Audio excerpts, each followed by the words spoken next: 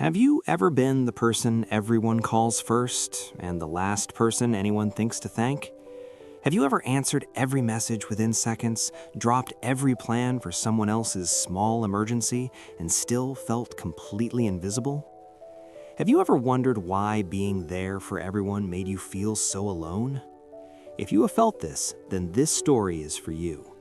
Because sometimes the kindest people pay the highest price, not because they give too much, but because they never taught others how to value what they give. In a modest little town built around a slow-moving river and a row of old brick houses, there lived a man named Thomas.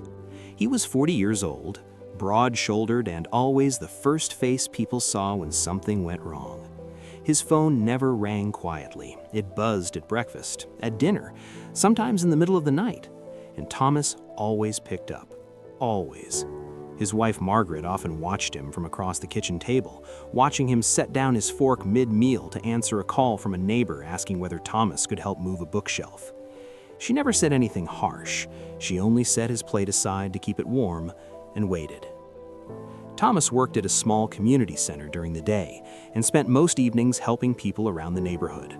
Paul from next door called him every other day, sometimes for a leaking tap, sometimes for a ride to the post office, sometimes simply to talk for an hour about nothing in particular. Thomas always said yes. He did not say yes because he had nothing better to do. He said yes because somewhere inside him was a belief planted long ago that being needed was the same as being loved. If people called, it meant they cared. If people came to his door, it meant he mattered. So he kept his door open, his phone on, and his schedule empty of anything that could not be interrupted. But the cost of all this was quiet and slow. Thomas rarely finished a meal at full temperature. His evenings, which he had once spent reading or walking with Margaret by the river, were eaten up by favors no one had asked for yet, but that he already anticipated. He slept lightly, one ear always toward the phone. His own projects, a small vegetable garden he had planned for 2 years, a half-painted shed in the backyard, sat untouched, like things that belonged to another man's life. One Saturday morning, Thomas missed his daughter's school recital because Paul called saying his water heater had broken and he did not know who else to call. Thomas drove over immediately. He fixed the heater in under an hour. Paul said thank you, waved him off, and by the next afternoon had already texted about another small problem. On the way home from Paul's house, Thomas sat in his car outside his own front door for a long time. He looked at the dark windows. He knew the recital was already over. He knew Margaret had taken photographs to show him later. He knew his daughter would smile and say it was fine, that she understood. And somehow that made it worse, that everyone had already learned to expect less from him, not because he gave little, but because his own life had become the thing he sacrificed most willingly. The following week, while returning a library book he had borrowed months ago and never found time to finish, Thomas ran into old Mr. Ben. Mr. Ben was in his late 70s, retired now, but had worked in the town library for decades. He moved slowly, but spoke with a steadiness that made people lean in to listen. He was sitting on the bench outside the library, feeding crumbs to a pair of pigeons. Thomas sat beside him, and for a few quiet minutes, neither of them spoke. Then Thomas said, almost without meaning to, "I feel like I give everything and no one sees it." Mr. Ben was quiet for a moment. Then he asked, "Thomas, do you know the old stone well at the edge of Miller's farm?"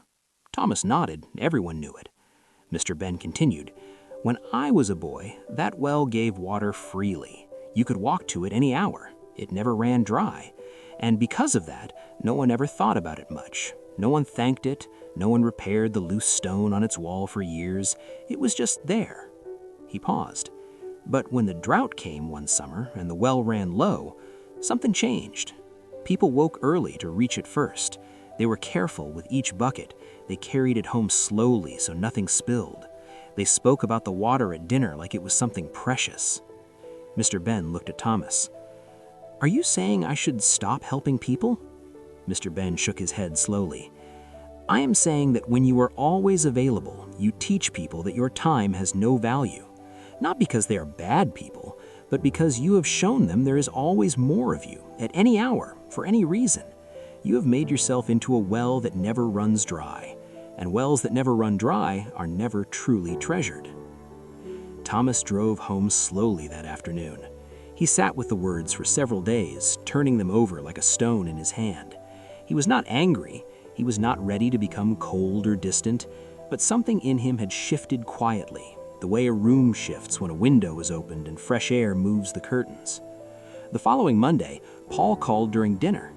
Thomas looked at his phone, then at his plate, then at Margaret, who asked nothing and simply waited. For the first time in years, Thomas let the call go to voicemail. He finished his meal, he helped clear the table, he sat with Margaret for an hour and listened to her talk about a book she was reading. When he finally called Paul back, he said calmly that he had been at dinner and that he could help tomorrow if Paul still needed it. Paul said yes, that tomorrow was fine. The crisis, it turned out, was not urgent at all. Over the following weeks, Thomas practiced this small discipline. He stopped answering on the first ring.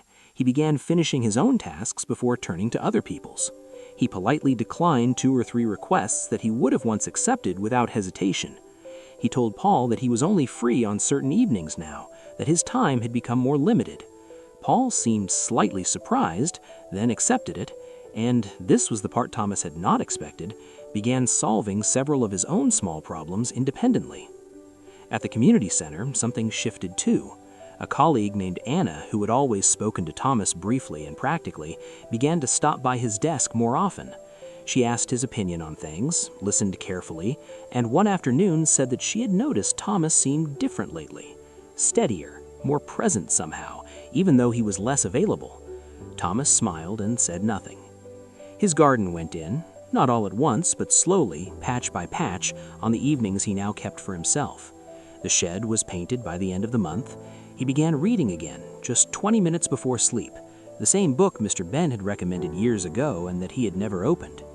Margaret laughed one evening when she caught him reading, not unkindly, but with a warmth that told him that she had been waiting a long time for him to come back to himself.